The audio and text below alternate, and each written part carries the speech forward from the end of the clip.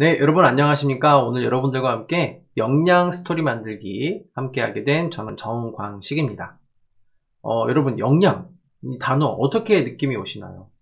그렇죠. 되게 알 것 같으면서도 되게 어려운 단어 중에 하나입니다. 왜냐면 상당히 추상적인 단어이기 때문에 그래요. 저는 늘 이렇게 설명을 해요. 여러분 역량이라는 게 이해가 잘 안 된다, 정의가 안 된다 라고 하면은 이 일, 직무에서 이 일을 잘할 수 있는 강점이 역량이다 라고 생각하시면 되겠습니다. 직무 강점이 역량이다 라고 보시면 돼요. 즉, 이 역량이라는 것은 실제로 어떤 한 번만 이렇게 툭 발현된, 한 번 우연히 성공한 게 아니고요. 어떤 일을 주어졌을 때 지속적으로 비슷한 성과를 내는, 즉 높은 성과를 낼 수 있는 게 바로 이 역량이다라고 보시면 돼요. 이 역량에는 다양한 정의들이 있습니다. 그리고 다양한 것들이 있고요. 그 모든 것을 이번 시간 안에 다 다룰 수는 없고 주요 필요한 역량이 어떤 건지를 알아보고요. 몇 개만 필요한 역량, 가장 핵심적인 역량들을 여러분들에게 설명드리는 시간이 될 거예요. 근데 역량 스토리잖아요. 우리가 스토리를 만들어야 됩니다. 그럼 이 역량 스토리는 왜 필요한 걸까요? 맞아요. 자기소개서나 면접에서 가장 많이 물어보는 게 본인에 대한 경험을 물어봅니다. 당신이 이 일을 잘할 수 있는 이유가 뭐냐? 힘들었던 경험은 뭐냐? 그리고 이후에 한번 해봤던 경험은 뭐냐? 학교 생활에서 기억 남는 경험은 무엇이냐? 등등 대부분이 경험을 많이 물어보는 게 됩니다. 그래서 우리가 이미 이 경험을 만들어 놔야 돼요. 실은 오히려 이 부분은 자소서의 작성이나 면접, 종합적인 부분하고 조금 더 가까울 수 있어요. 그런데 제가 이 역량 스토리를 따로 빼내온 이유는 자소서하고 면접하고 함께하면 여러분들이 많이 헷갈리시라고 하시더라고요. 그래서 아예 빼버렸어요. 야, 자소서 저리 가, 면접 저리 가. 우린 나만 분석할 거야. 즉, 자신에 대한 분석에 조금 더 포커스를 맞췄다라고 생각하시면 되겠습니다. 여러분들이 그동안 했던 여러 가지 경험들을 다 끄집어낼 거예요. 다 쭉쭉 뽑아내서 여러분들의 경험을 만들 건데, 근데 이 경험은, 역량은 이걸 판단하지 않을 겁니다. 여기서 이렇게 필요할 거야 라고 판단하지 않고요. 그러니까 이 직무에서 이렇게 필요할 거다, 혹은 이 회사에서 이렇게 필요할 거다라는 것을, 그거를 매칭시키지 않을 거예요. 딱 그것만 하겠습니다. 그냥 내 경험만 다 꺼내는 식으로 할 거예요. 이 경험만 꺼내놓으시면요, 나중에 여러분들이 매칭하는 건 추후에 하셔도 된다라는 거죠. 그만큼 여러분들은 오늘 나에 대해서 좀 더 집중을 할 건데, 더 중요한 건 이 역량 스토리, 내 경험 스토리를 잘 만들어 놓으시면요, 분명히 여러분들 자존감도 생기고요. 그리고 한번 만들어 놓으면은 계속해서 쓸 수가 있어요. 네, 한번 그 중요한 역량 스토리 한번 만드는 그런 시간 한번 가져보도록 하겠습니다. 자, 본격적으로 가볼게요. 결론부터 얘기하겠습니다. 우리가 이거 만들려고 하는 거예요. 이거 하나만 제대로 계속 만드는 거죠. 제가 강의 안에도 이거를 양식을 좀 같이 넣어 드릴 거예요. 그러면 여러분들은 우리 대학 생활에서 있었던 다양한 경험들과 고등학교 때 있었던 경험까지도 한번 끄집어내 볼 거예요. 근데 여기서 조건이 있습니다. 판단하지 마세요. 그냥 내가 기억에 남는 모든 사건은 다 끄집어내도록 할 거예요. 다 끄집어내서 쭉 다 뽑아낸 다음에 그 쭉 뽑아낸 내용들 중에서 필요한 건 나중에 판단하도록 하겠습니다. 알겠죠? 무슨 얘기인지 알겠죠? 자, 그럼 예시를 하나 볼게요. 이 역량 스토리, 이 역량에는 경험이라는 것이 포함이 되는데, 자, 보시면은 경험 스토리죠? 역량이에요. 뭐 소제목이나 뭐 핵심 역량이나 이런 게 있는데, 요거는 나중에 하는 거예요. 언제?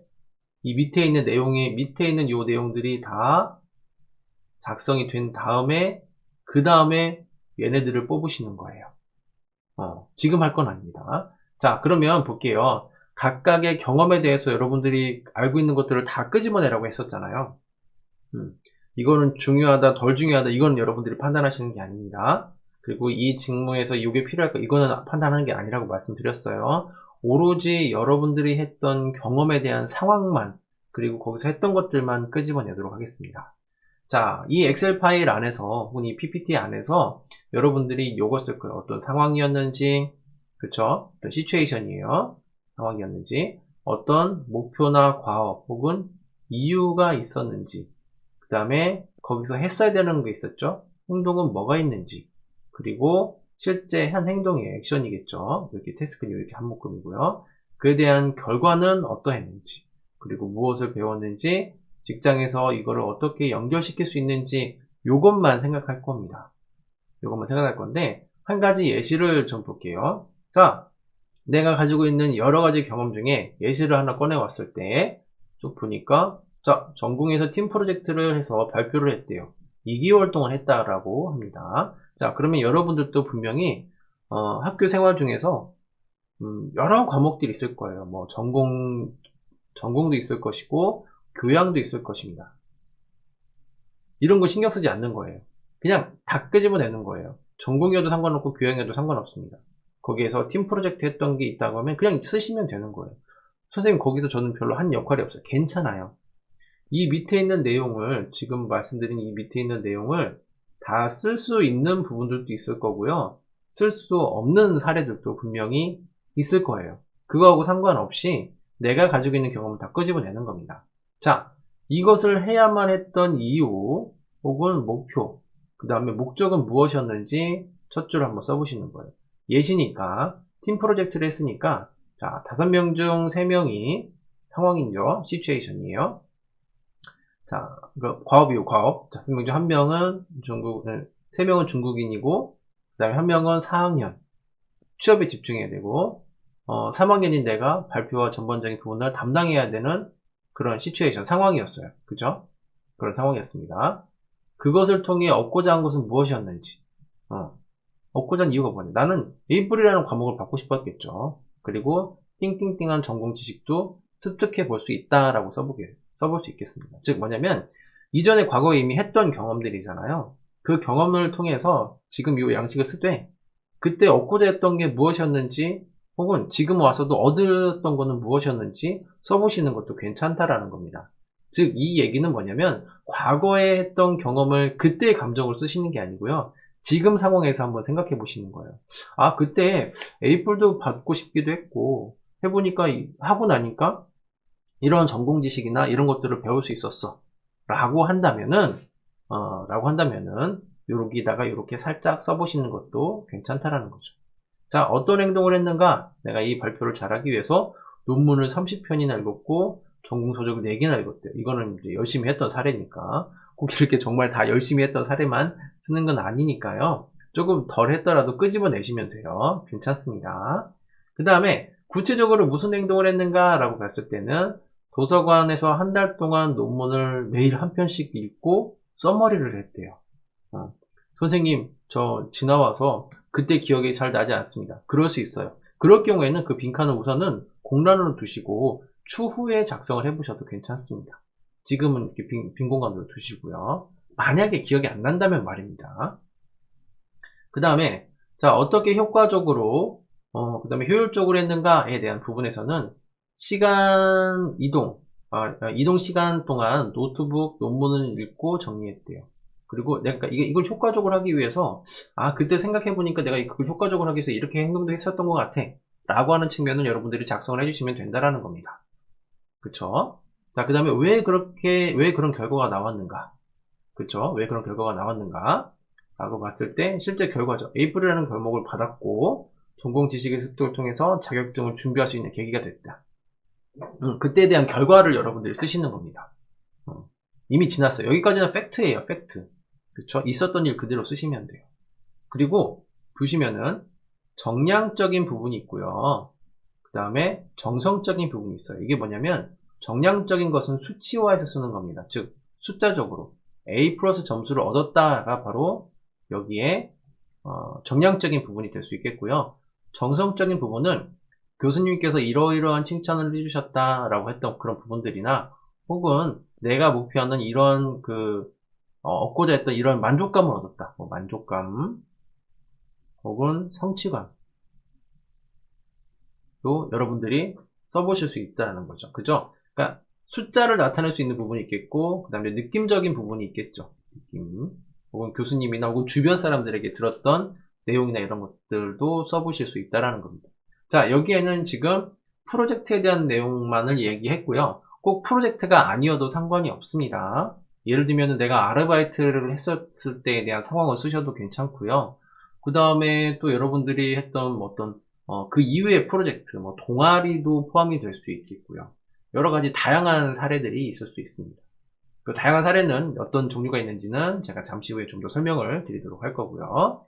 자, 그래서 무엇을 배웠냐? 자, 배운 점이 뭐냐? 여기 보이시죠? 제가 계속 동그라미 찍고 있습니다. 이게 되게 중요해요. 나중에 보게 되면은 신입사원인 여러분들에게 느끼는 거는 딱 하나입니다. 그래서 얘가 무엇을 배우고 무엇을 느꼈는지, 왜냐면 그 느낀 점이나 배운 점이 이 사람이 가지고 있는 앞으로의 행동 가치를 나타낼 수 있기 때문에 그렇습니다. 그래서 무엇을 배웠는지 여러분들이 한번 쭉 써보시면 되겠죠. 예를 들면은, 자, 중국 학생들이 많아 의사소통이 안 돼도 의지가 있으면 서로 도움이 될 수 있음을 알게 됐다. 그쵸, 예. 만약에 얘가 이렇게 느꼈어요.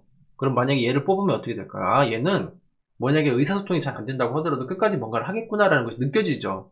그쵸. 이게 포인트예요, 여러분. 자, 이 역량 스토리를 만드는 이유도 여기에 있습니다. 실제적으로 여러분들이 했던 중간에 했던 이 팩트 사실적인 부분들도 중요하긴 하겠지만 무엇을 배우고 무엇을 느꼈는지 그걸 보고 싶은 거예요. 그게 여러분들의 차별성입니다. 왜 이런 차별성을 둬야 될까요? 자, 보세요. 자, 여러분 동아리 다 했죠. 군대 갔다 왔어요. 남학생들 군대 갔다 왔고요. 그 다음에 여러분들 아르바이트 했던 친구들도 있습니다. 맞죠? 이렇게 여러 가지 친구들이 있는데 더 중요한 건 뭐냐면 그 사례들이 대부분 다 비슷비슷해요. 그렇죠. 특히 여러분들이 많이 했던 것 중에 수업 시간에 저는 이렇게 했습니다 라고 했는 친구들도 있는데 근데 그거 쓰려고 보니까 어때요? 나도 했고 내 옆에 있는 친구도 있고 같이 수업 들었던 친구들은 다 같이 한 거야. 보니까 이건 차별성이 없는 것 같아. 아니에요. 그거부터 쓰시는 거예요. 그러니까 여러분들이 작게 했다고 하는 어떤 중간고사, 기말고사 때 했던 과제나 이런 프로젝트를 기반으로 해서 그거 했던 내용을 좀 위에 사실은 쓰시고 느낀 점이나 배운 점에서 분명히 다르거든요. 그러니까 똑같은 프로젝트를 했다고 하더라도 어떤 친구는 뭐 A라는 지식을 얻었다면 B라는 친구는 다른 걸 느낄 수가 있다라는 겁니다. 그런 측면에서 여러분들이 내 느낀 점이나 혹은 내가 배운 점들을 이렇게 써놓으신다면 나중에 요게 다른 사람이 읽었을 때 이 친구는 이렇게도 느낄 수 있었겠네. 적어도 이 친구를 뽑았을 땐 이렇게 할 수 있겠다라는 것을 우리가 알 수 있는 부분이기 때문에 배운 점과 느낀 점은 그렇게 되게 중요하고요. 사례의 중요성도 말씀드렸습니다. 우선은 내 전공적인 측면에서 했던 내용들도 중요하고 전공 이외의 것들도 중요한데 그러니까 여러분들이 알고 있는 전공은 모두 다 했을 거야. 그러니까 나랑 비슷한 친구들이 다 썼을 거야 라고 했던 것들이 분명히 있잖아요. 전공 핵심적인 측면에서는, 그것부터 쓰시는 거예요. 그거 안에서 내가 느낀 점만 조금 더 차별해서 쓰신다고 한다면은 여러분들이 차별할 수 있는 어떤 경험, 역량 스토리를 만들어낼 수 있는 최고의 강점이 될 수 있습니다. 자, 그 다음에 여러분들이 여기까지가 이제 기본적인 먼저 해보셔야 되는 그런 1차적인 부분이겠고요. 그 다음에 2차적인 부분이 바로 이 직무와 혹은 내가 업무에서 연결됐을 때 이런 것들은 이렇게도 한번 활용해 볼 수 있습니다 라고 써보실 수 있는 거죠. 여기 보시면 만약 회사에서 개인적인 사정으로 업무를 조금 더 하게 된다면 상황에 대한 정리를 하고 명확히 구분하여 업무를 진행할 수 있겠다 라고 얘기했습니다. 이 친구는 그렇게 한 거예요. 즉 이거 제가 한 게 아니고요. 다른 친구가 썼던 사례를 그냥 가져온 거예요. 이 친구가 지금 되게 디테일하게 썼나요? 아니에요. 되게 디테일하게 썼던 건 아닙니다. 그냥 본인이 그냥 생각나는 대로 이 양식에 하나의 경험을 가지고 쭉 썼던 거예요. 그러면 만약에 이걸 나중에 문장으로 하나를 만들어 볼게요. 그게 뭐가 될까요? 맞아요. 자소서가 되고요. 혹은 면접에서의 답변할 수 있는 시나리오가 될 수 있다라는 겁니다. 그만큼 중요한 게 이 페이퍼다라는 걸 여러분들 꼭 좀 아셨으면 좋겠어요. 자, 그래서 이런 거 작성을 하고 나시면 경험을 쭉 여기까지 쓰시고 나면 그 이후에 뭐가 되냐면 이 위에서 아까 말씀드린 보시는 것처럼 경험 스토리에서의 핵심 역량 쭉 해서 여기에는 경청을 나타낼 수도 있고 리더십을 나타낼 수 있고 성실을 나타낼 수 있고 소통에 대한 의지도 이렇게 있어요. 즉 뭐냐면 이 밑에 이 내용을 쭉 쓰고 나시면은요 이거는 여기서 좀 나타낼 수 있는 게 이거는 내가 그때 경청을 잘했어. 혹은 이때 리더십을 좀 발휘했던 것 같아. 혹은 이거는 되게 성실하게 했었어. 혹은 이거는 내가 다른 친구들과 중국인들이니까 소통을 잘했던 것 같아. 즉 여러분 주관적으로 작성을 해보시는 거예요. 누구도 뭐라고 하지 않습니다. 이게 틀렸다고 그 누구도 얘기하지 않아요. 그래서 아래 이렇게 사례를 쓰시고 나시면 그거를 핵심 역량적인 측면에서 내가 여기에 필요해서 나타낼 수 있는 게 뭐다라는 것을 추상적인 단어들을 여기에 써보시면 돼요. 왜냐면 이걸 이렇게 쓰시잖아요. 그러면은 예를 들면 볼게요. 여러분들이 쓰고 싶은 자소서가 있어요. 근데 거기서 이런 걸 물어봐요. 본인이 그동안 성실하게 했던 경험에 대해서 쓰세요. 오, 가만 있어봐.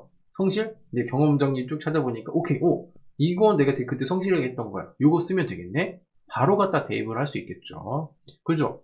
그 다음에 또 이런 문항들도 있죠. 다른 사람들과의 어떤 커뮤니케이션을 잘했던 경험에 대해서, 커뮤니케이션, 소통, 가만 있어. 소통, 경험, 오케이.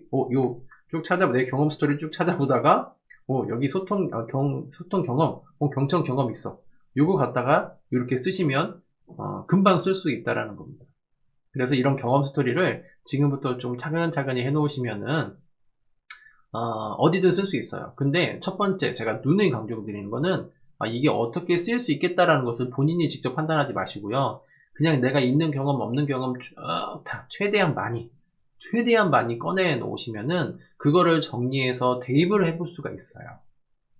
자소서 쓰거나 면접 쓰거나 그 추후에 대입을 할 수 있는 부분이에요. 기본적으로 자기에 대한 분석이 있어야 되기 때문에 이런 경험을 쓰시는 거죠. 선생님 경험이 없어. 아니요. 경험이 왜 없어요? 그러니까 여러분들은 특별한 경험만 자꾸 찾으시려고 하시기 때문에 없는 건데요. 일반적으로 우리가 먼저 해야 되는 경험은 말씀드렸죠. 전공 안에서 했던 과목에서 중간고사, 기말고사 때 했던 거 쪽지 시험도 마찬가지고 팀 프로젝트도 마찬가지예요. 얘네부터 쓰는 거고 그 다음에 교양에서 했었던 어떤 팀 프로젝트 얘네들도 쓰시는 거죠.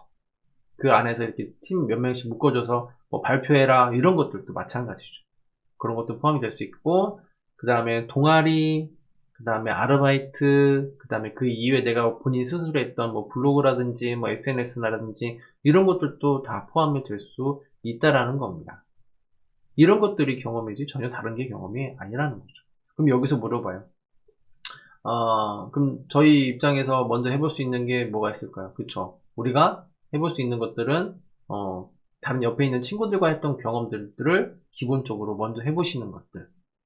특별한 경험이 아니더라도, 작은 거라도 먼저 하라는 얘기입니다. 그걸 먼저 작성을 해보시면 될 수 있다라는 거죠. 그리고 그 이후에, 여기 보시는 것처럼 소제목을, 여기 제가 써놨어요. 나중에 적어라. 밑에 내용이 쭉 다 정리가 되고 나면요. 마지막에 하는 게 바로 이 소제목 뽑는 거예요. 소제목. 이거에 대한 타이틀, 내가 정하고 싶은 타이틀을 정하시는 거죠. 왜 소제목을 나중에 뽑아야 될까요? 그렇죠. 소제목을 먼저 적어 놓게 되면은 밑에 글이 써지지가 않아요. 왜냐면 그 소제목에서 조금 벗어나면 이건 아닌 것 같아 라고 얘기가 나올 수 있기 때문에 그렇습니다. 그래서 밑에 내용을 쭉 다 정리해 놓고 이 내용을 소제목은 이렇게 하면 좋겠어 라고 해서 한 번에 정리할 수 있는 게 나중에 해야 되는 그런 부분이겠죠. 자, 이런 그 역량 스토리에서의 경험 정리, 요 양식을 작성하는 것을 제가 지금 충분히 설명을 드렸어요. 요런 것들을 좀 많이 정리해 놓으시면 분명히 제가 말씀드린 것처럼 내가 이 과거에 이런 경험들도 했었네? 라고 하면서 되게 경험적인 측면에서의 어떤 만족감도 생길 수 있고요. 자존감도 올라가고요. 나중에 취업 준비에도 많은 도움이 될 수 있기 때문에 꼭 좀 기억해 주시면 좋겠습니다.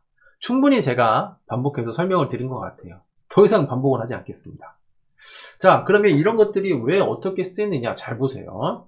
아까 얘기한 것처럼 이거는 실제 이제 직업기초 역량이라는 부분에서 갖고 왔습니다. 뭐냐면 이제 NCS 사이트예요. 나중에 찾아보시면 돼요. 그 국가직무능력 표준이라고 해서 좀 설명을 드려야겠다. 국가직무능력 표준이라고 해가지고 나라에서 역량이라는 것을 우리 역량 스토리 만드는 거잖아요. 역량이라는 것을 10개로 정의를 해놨어요. 그렇기 때문에 그 나라의 정의죠. 뭐 공공기관이나 일반 사기업에서도 이거를 많이 활용하고 있습니다. 오케이, 여기까지만 할게요. 더 중요한 건 나중에 찾아보시고 거기에서 잘 보세요. 사람을 평가할 때 우리 이번에 의사소통 능력 보자. 그럼 의사소통 역량에서 뭐 물어볼 거야? 어떤 걸 봐야 될 거야?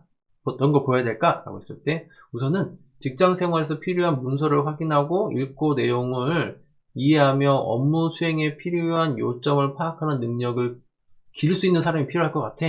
오케이. 직장생활에서 목적과 상황에 적합한 아이디어와 정보를 전달할 수 있는 문서를 작성할 수 있는 사람이었으면 좋을 것 같아. 그쵸? 뭐예요? 의사소통에 대한 정의를 이렇게 해놓고요. 그 다음에 뭐를 내냐면 문항을 이렇게 냅니다. 문항을 내요. 자, 문서를 작성할 때 귀납적으로 작성한 문서와 연역적으로 작성한 문서의 장단점에 대해서 말이 좀 어려운데 이런 식으로 문장을 내는 거죠. 근데 딱 들어봤어요. 문서 작성? 가만히 있어. 문서 작성이니까 내 경험 정리 스토리에서 내가 문서를 대잡을 만들었던 게 있어. 혹은 이렇게 그 뭐지? 수업 시간에 레포트를 작성해서 냈던 그런 경험이 있어. 간접적인 경험이니까 그거라도 얘기를 해야죠. 이렇게 얘기를 해볼 수 있는 거죠. 즉 내가 어떤 질문이 오든 이런 것들이 왔을 때 내 경험이 이렇게 정리가 되어 있으면, 역량의 스토리가 정리가 되어 있으면은 실제적으로 거기에서 매칭을 해서 빨리 이야기를 할 수 있다라는 겁니다. 두 번째 보시면 동료들과 함께 문서를 작성했던 경험에 대해서. 그쵸, 동료들과 문서 작성이 뭐예요? 레포트 혹은 이제 여러분들이 했던 팀 프로젝트에서 했던 거. 경험 정리해보니까 중국인들과 아까 했던 거. 그죠? 바로 매칭이 될 수도 있겠죠. 이렇게 이야기를 해볼 수도 있다라는 겁니다. 자, 세 번째 보시면 성공적으로 발표를 했던 경험. 그쵸, 발표했던 경험 없을 수가 없죠. 이거를 네, 발표했던 경험에서 요거를 얘기하면 되겠다 라고 할 수 있는 것처럼, 내 경험이 하나가 역량에 대한 스토리가 정리가 되어 있으면은 어떤 면접에서도 이런 질문들이 오거나 혹은 자소서에서 이야기를 했을 때도 충분히 이야기를 할 수 있다라는 겁니다. 자, 역량 중심 선발이라는 기법이라는 바로 이런 행동 사례를 분석을 통해서 나타내는 것. 즉, 과거에 여러분들이 했던 경험 위주로 이야기하는 거죠. 실제적인 어떤 행동, 사고, 의사결정이 있는데, 그게 일반적으로 우리가 알고 있는 어떤 CAR 기법, 스타 기법, PAR 기법이 있는데, 이 스타 기법이 여러분들이 위해서 작성하신 그 기법이에요. 헷갈리실 필요 없어요. 역량 스토리, 제가 눈을 위해서 계속 설명했던 거 있죠? 그 페이퍼 양식. 이게 스타 기법이에요. 헷갈리실 필요가 없습니다.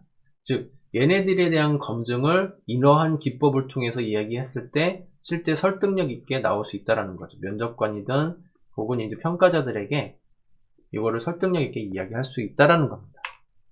자, 그러면 이 경험에서 나중에 좀 해야 되는 게 있어요. 제일 중요한 거는 여러분들이 이런 경험 양식, 즉 역량 스토리죠.